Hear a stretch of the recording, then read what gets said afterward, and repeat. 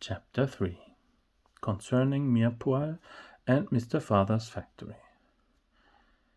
Mirepoix was the name of the town in which Tistou was born.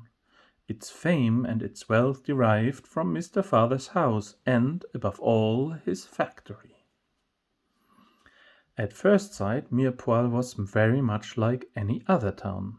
It had a church, a prison, a barracks, a tobacconist's shop, a grocer's, and a jeweler's.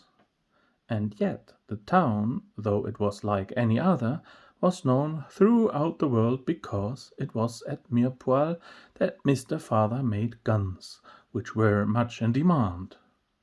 Guns of all sizes, big ones, little ones, long ones, guns you could put in your pocket, guns mounted on wheels, guns that needed trains to carry them, guns for airplanes, for tanks and ships, guns which could fire higher than the clouds, others which could fire underwater, even a particularly light kind of gun which could be carried on mule or camelback in stony countries with impassable trails instead of roads.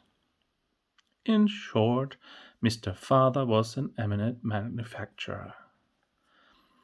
Ever since he had been old enough to understand, Tistou had heard his elders say, "Tistou, my boy, ours is a sound business. Guns are not like umbrellas, which nobody wants when the sun is shining, or straw hats, which merely stay in store windows during wet summers. Whatever the weather, guns sell."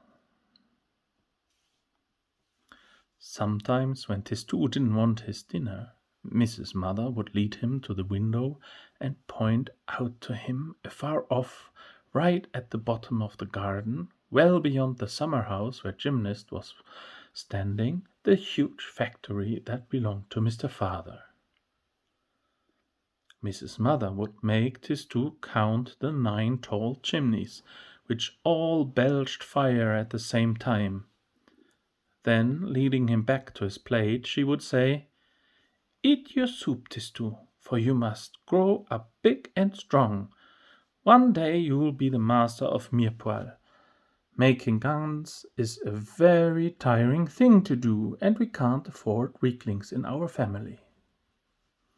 For no one doubted that one day Tistou would succeed Mr. Father as head of the factory, as Mr. Father had succeeded Mr. Grandfather, whose portrait, his face framed in a gleaming beard, his hand placed on a gun carriage, hung on the wall of the big drawing-room.